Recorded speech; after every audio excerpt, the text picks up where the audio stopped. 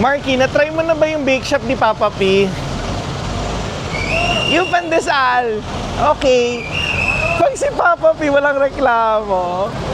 Ay, ito yung tindahan ni Papa P. So, legit ngang siya. Sa kanya nga to. So, tingnan natin kung ano pwede natin mabili. And baka mabutan natin si Papa P. Ayan na ako na. Hi, good morning. Asan si Papa P? Siya talaga pinunta ko dito. Hindi naman kamukha ni Papa P. Mukhang pandesal yung mga tao. Charing, joke. Nagtitrending kasi yung Spanish bread. May Spanish bread kayo? Yes, sir, meron. Order po ako noon. Tapos, yung lanay. Ano yung lanay niya? Chocolanay. Chocolanay.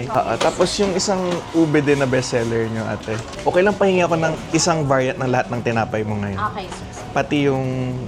Kung nakapak, okay lang. Basta lahat. Yes. Gusto ko matikman lahat. Lahat. Okay, sige. Thank you po. Wow, daming pera. Para kay Papa P, mapansin tayo ni Papa P. Okay lang maging kabit ni Piolo to eh. Hi, Manibel! So, andito tayo ngayon sa Pandero Bake Shop or ang business ni Papa Piolo Pascual. So, nag-open to noong December of last year. And susubukan natin lahat ng variants ng tinapay nila. So, as you can see, meron silang strong bread, loaf bread, meron silang mga sweet, meron silang mga traditional bread, meron silang mga chiffon cake, and halo-halo pa. So, umpisa natin ito isa-isa and highly recommended kasi nila and highly advised nila pag bumibili ka dito na kainin mo agad kasi mga bagong gawa yung mga bread nila. So, umpisahan natin dito sa kanila coffee bun. Ilalagay ko sa screen ng mga presyo niyan, okay? Alam mo? Apaka-crispy, Bill.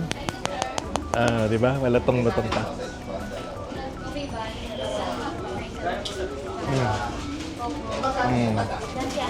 Okay naman sa lambot. Pero sobrang fluffy niya. In the way na parang ang soft-soft niya, ang bouncy-bouncy niya. Ang gusto ko sa kanya, yung pinaka-coffee niya is hindi OA sa lasa ng kape. Kasi usually medyo mapait na siya.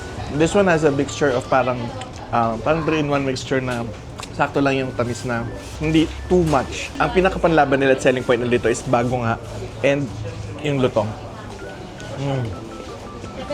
Ang ganda ng pinaka-coating sa taso. Hindi siya sobrang kapal. Kaya siya nagiging ganun ka-crispy. 10 out of 10. Next is their Spanish bread. Ang init pa. Mainit-init pa. Woo!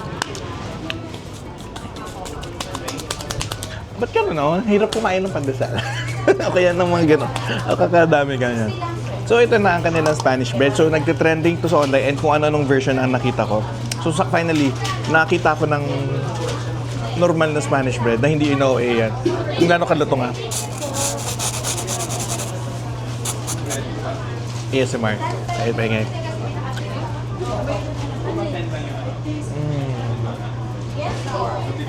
Ang lambot. Ang saya. Makaka-happy. Alam mo yung mixture na sa loob. It's not overpowering, sakto lang siya. And mas ma-appreciate mo yung texture and yung pinaka-tinapay niya than the filling inside, which I personally prefer. Kaya nga concept ng tinapay. So, Spanish bread, 9 out of 10 sa akin.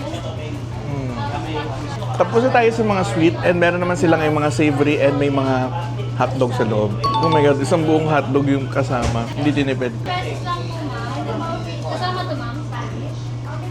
Parang chicken ham. And fairness yung sausage hindi siya yung cheap na hotdog na galing sa palengke. I mean, I have nothing against dun sa mga tinapay sa palengke. Medyo premium yung lasa niya. Either chicken sausage to. If you're looking for a savory bread, highly recommended ko to. Bigyan to ng 9 out of 10. Next naman is yung chocolanay nila. As you can see, ang ganda ng pagkakabake.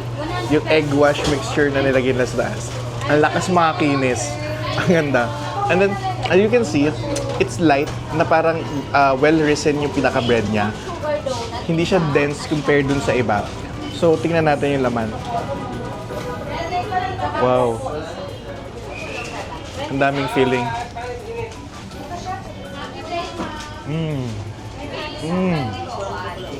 Alam mo yung mga ano?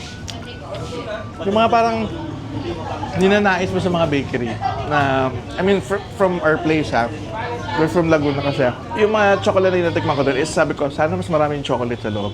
And ito yun, ganitong type of consistency ang gusto ko sa kanya. May chew yung pinaka-dough niya. It's not overly masa na magiging matigas.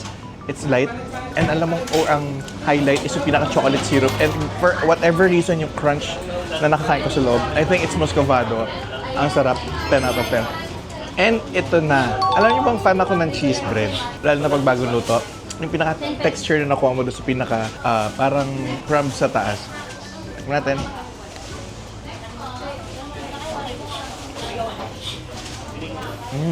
Personally, mas gusto kong mas matamis yung pinaka-crumb sa taas. And ang laban naman nito pinaka-cheese bread ito is ang kanyang texture. Sobrang lambot talaga. So, I've tasted LA. LA ba yun? Gusto na ito pagkasina ng dilaw? Kalimutan ko tawag, pangalan. Almost the same texture siya nung pinaka-bread niya. It's stretchy at the same time. May chew. Ang difference lang is, I'm kinda missing the cheese na lasa. And ang topping sa taas, yung pinaka-crumbs. Ito na 7 out of 10. So, busog na ako, be. Kanina pa ako dito. Aside from those bread na nakita nyo dito, meron din silang cheesecake mamon. Ayan. Meron din silang mga ensaymada. Meron din silang mga cookies, like crinkles, chocolate chip cookies. Meron silang hopyang baboy. And aside from that, meron silang mga ready-to-go bread like mamon. Meron din silang mga banana bread. And meron silang parang chocolate bread, moist cake. And meron din sila nitong mga to. Ayun. As much as I wanted matikman ko sila lahat, nabusog na talaga ako. So, if you have time, please do visit this new branch nila dito. So, dito lang sa Intrepid Plaza. So, sana nag-enjoy kayo sa video na to. And sana, parating mo sa ulam nyo. Hindi tayo mayaman. Bye! Kain lang kami.